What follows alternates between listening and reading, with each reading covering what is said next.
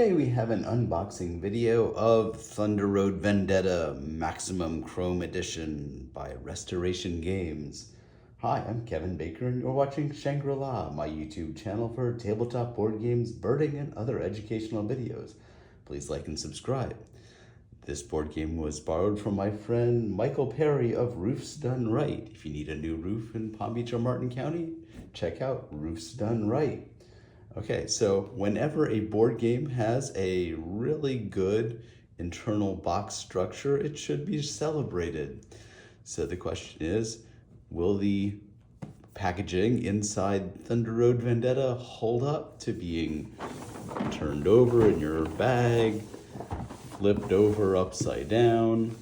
Oh, very nice. The back of the box has a beautiful nighttime scene with no clouds. You got a comet going through and a nice crescent moon and a place where you shouldn't stop for gas because clearly they don't have any. Okay, so let's open it up and see if everything has been held in place. So let's slide this open. And the first thing we see is the instruction sheet, which explains all of the different expansions that are included in the box. You have the base game, you've got the Choppe Shoppe expansion, you have the exclusive crew leader, there's a German engineering expansion, which is really completely unnecessary. There is a Carnage at Devil's Run, which is kind of the important one. That one has all of the new boards, so you can have different boards. And it has some damage that has ongoing effects, which is cool. There's the flames. You can catch fire with your car, and you may go faster, or you may just be eliminated. You have your big rig, which is the big red rig. And you also have the final 5, which are motorcycles. You even have 5 more expansions that can each be used separately or included in any combination of the above. The extra ammo. So I'll show you all the expansions as well. So the nice thing we have is that the top tray, everything has a specific place where it is tucked in and didn't move. So that is good. Everything stayed in place. So you have your motorcycles, your orange, your green, your white, your blue, the big rig. We've got some wrecks down here. These are minor damage. Okay. So the bottom level stayed. Okay, it didn't stay in place. So the hazards are going to slip around a little bit. They're supposed to be in their own little spots, but they didn't stay. Okay, so not a perfect game design, and also these hazards are slightly different color than the other hazards. So slight knock for that. So there you can actually see which ones they are. And unfortunately, you know that they're all oil slicks and mines, so half are annoying and half may kill you. So that is something to avoid. Okay, so these should be in here like this. These slipped out.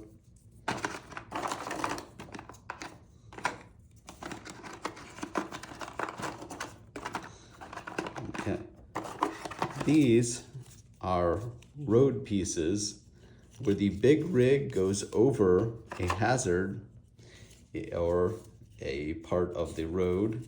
It basically destroys it and it becomes open dirt.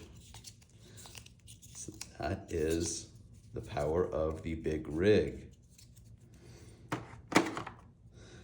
All of these damage should have stayed in their place, but did not stay in their place. So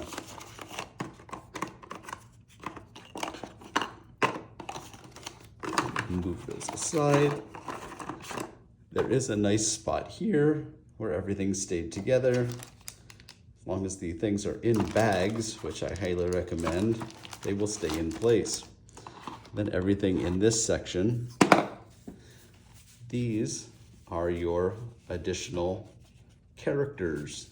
Each character has a special power up at the top, and then slightly different powers on the bottom for their command. So you would use these command functionality instead of the basic commands.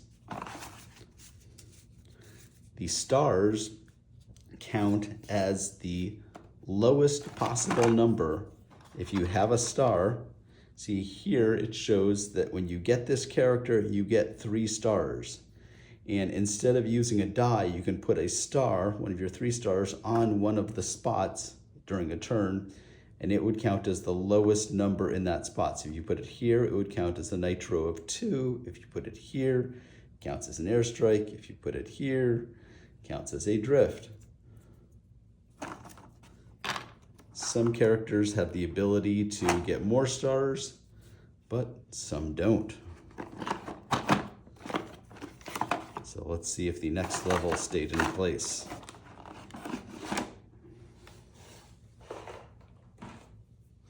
It mostly stayed in place. So orange and green got a little squirrely. So you have all of the control panels for green. And you've got all the basic control panels for orange. And your car gets set on fire, you get one of these. The big rig held in everything in this section nicely. So it held in the final 5 motorcycle spots. And it held in the other 2 base commands. Let's take a look at the Choppe Shoppe upgrade. So that's these across the top. What happens with those is that each person is dealt 4 Choppe Shoppe expansion cards to look at, and they'll do card drafting. So you pick the one you want, and then you pass the other 3 to the left. Then the next person picks the one they want, and then pass to the left, and then do it again. And then you assign one of your upgrades to each of your vehicles. And then they then have an interesting power, like armor plating. A shooting result of any against this car is treated as a miss.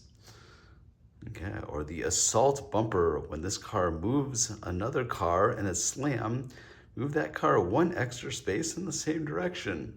Interesting, so that could help you throw other cars off the road. Now the other expansion, the extra ammo expansion, is actually the 5 expansions across the bottom. 4 of them are cards where 1 card is dealt face down to the player at the beginning of the game, and then each card tells you when you can play it. And then after you play it, it's out of the game. So there are ones that you have 1 shot, there's ones that are airstrikes that change how your helicopters behave. This one is really interesting. It gives you extra commands that you can use for your vehicle. There are bounties, so which is a goal to achieve. If you achieve your bounty, you get a bonus result. Then there's road conditions. 1 road condition card is dealt out for each new board that is placed into the game. So for every board tile will have an interesting thing that happens with that tile. The base game and the additional road tiles for Carnage at Devil's Run all fit nicely into the bottom level of the box. And the finishing line is slid right in here at the side. So let's take a look at the new boards.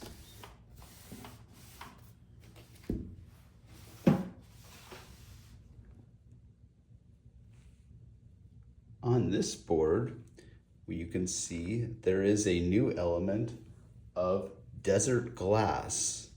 So desert glass acts like you're sliding across. So if you go onto desert glass, you continue to slide one more space in the direction that you were going. So if you're here and you went this way, you'd slide off the board and eliminate your vehicle. So that would be bad. Now, these are the double yellow line spaces. Those are impassable obstacles. So if you accidentally land on those, then you are eliminated. This is the mud space where you need 2 to go in there, unless it's your last move, in which case 1 can get you in there. Let's take a look on the back. On the back, we see we've got more elements. This is a ramp. If you must enter a ramp from the space behind the ramp in order to successfully use the ramp.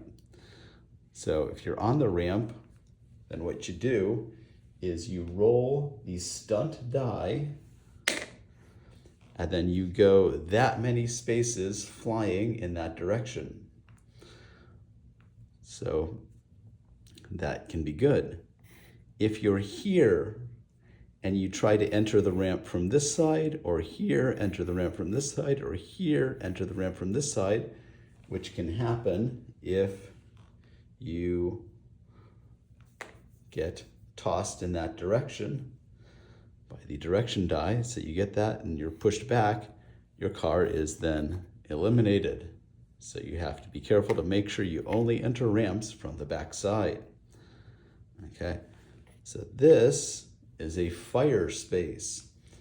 If you enter a fire space, you get a fire token that will then go on your command board. And then when you roll to see how far you're going to go, you have the fire die. You roll it, you can get that, which your fire will be eliminated. You can go that, where you'll go an extra 2 spaces as part of your move. You can go here and go 1 space as part of your move. Or you can get that, and then your vehicle is eliminated. So you can go fast, but you may burn away. Now, the big rig is special. The big rig does not actually catch on fire. So if the big rig would enter the fire space, it will take 1 minor damage and then turn that fire space into an off-road space. So it will put out the fire if the big rig goes over it. These are toxic goo spaces. If you enter a toxic goo space, you stop and you lose all your remaining movement. So we have some very nice glass oasis boards. Here's a very interesting space. That is called the salt flat. So say you come here and you go over here, you go into the salt flat, and then you continue. If you've been in a salt flat space during any part of your move, you get to use the road die. So say the road die, somebody rolled 3, you get to move an extra 3 as part of your move, even if you didn't spend the entire move on the roadway. So that is a nice way to increase your movement. If your large vehicle takes a damage, there's new damage with the Carnage at Devil's Run. You can have an ongoing effect. If you get an ongoing effect, you'll draw a card from the ongoing effect deck. You may get something like bald tires. Whenever the direction die moves this car, move it 1 extra space in the same direction.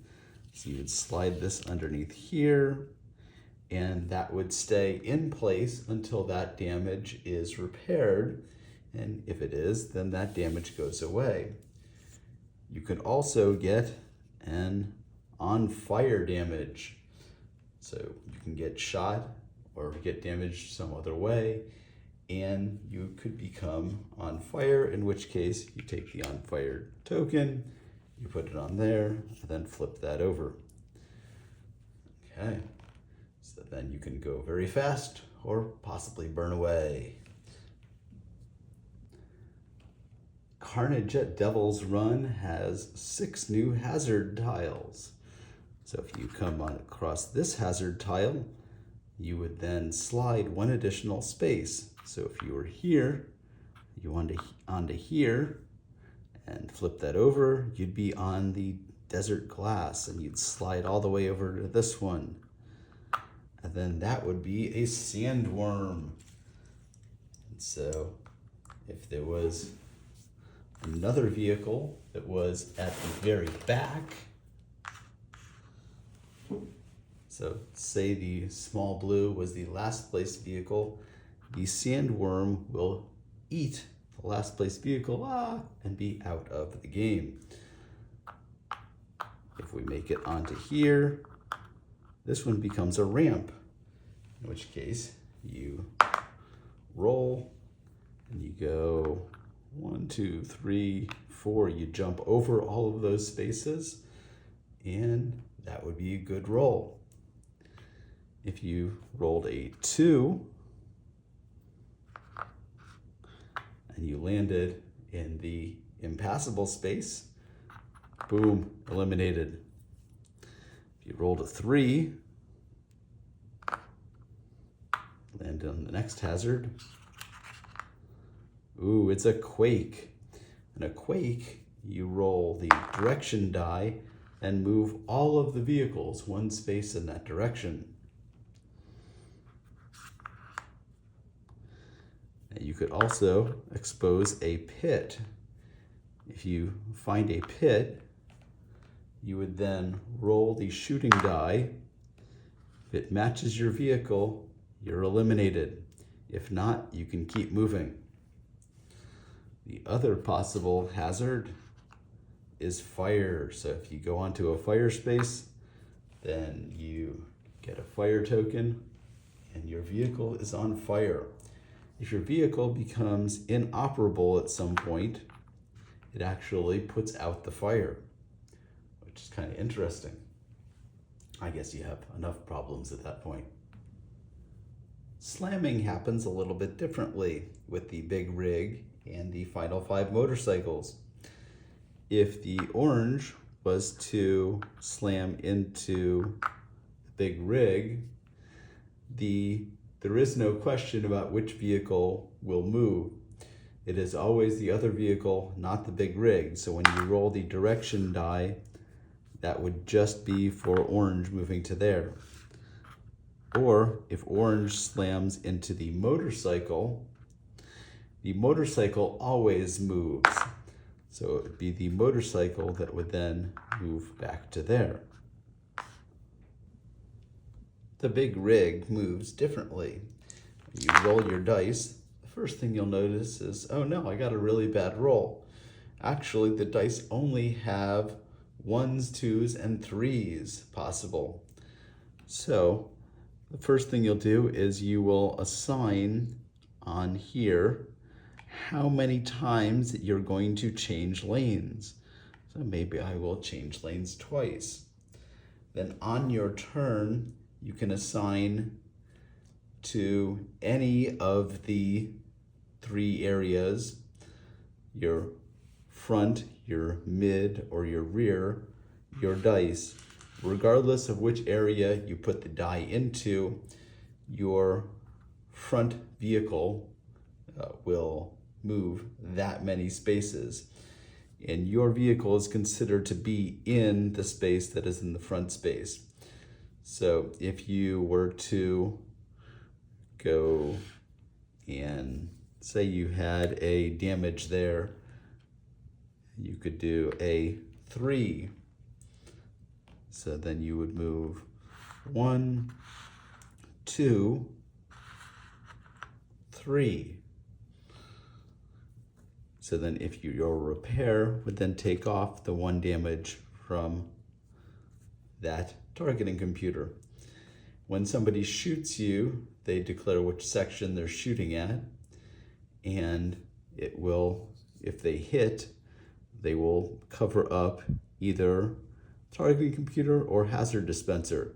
They cannot shoot and damage the repair, so that is not permitted. So you can always roll a 3 and repair one of the minor damage in that section.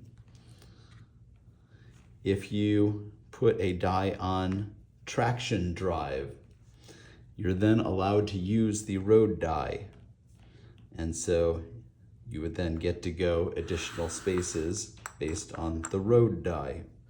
So first you went 1, 2, and then you could go 3 with the road die. 1, 2, 3. Airstrike works the normal way. You call in the helicopter and you try to shoot another vehicle. You could also do a missile launcher that gives you some extra range to do damage. You can do the cow catcher. So you can enter a space. If it's got a hazard on it, you can remove it. If it's a car, that car's controller moves it to the front, left, or right. So basically you can push things out of your way. Hard to stop the big rig. When the big rig shoots, it can choose to shoot from the front or the back. So it can shoot the front arc or it can shoot into the back arc. So both of these vehicles are at potential risk of being shot by the big rig.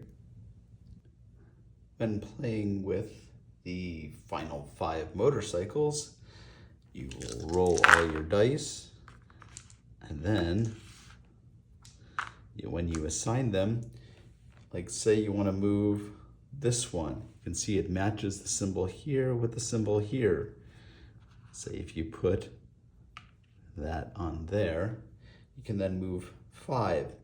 Now the motorcycles automatically get drifting. That means that they can move through other vehicles without causing a slam. Now, other vehicles cannot move through a motorcycle without causing a slam. If they do, the motorcycle will be the one that always gets moved out of the way. Okay, now when shooting, if a motorcycle gets shot, it gets 1 minor damage, and that's all it takes to become inoperable. So you'll need to be able to use one of your 6s over here on repair in order to repair that minor damage. On your turn, you're going to assign 2 dice every turn. So you can do 1 motorcycle in a repair, or you can move 2 motorcycles. Now, if you're only, say this motorcycle was out, and this motorcycle was out,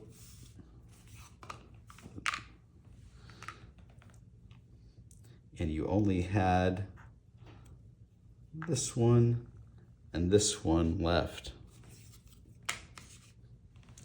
then what you could do is, after you've done their moves, you can then coast. You can see on here there are 4 dots.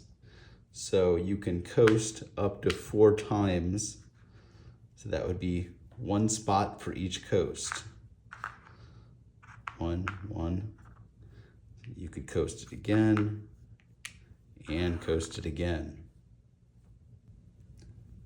If you don't like the randomness of dice, maybe you will like the German engineering expansion. It replaces the dice with decks of cards. So each player will deal themselves a hand of 5 cards in their matching color, and that takes the place of dice. So instead of having rolled a 1, 2, 4, 5, 6, you have them in cards. And then you would play them just as if they were dice. And then you'll have one card left over, and then at the end of the round, you'll deal yourself back up to a hand of 5 cards. You should never have more than 5 cards. If you need to shoot, you deal 1 off the top of your deck, and it will show you here what you can hit. So that would hit a large, and that would hit a large, that would hit a large, that would hit a medium, that would hit any, that would hit small. So it basically simulates dice, but with cards. And that's really all it is.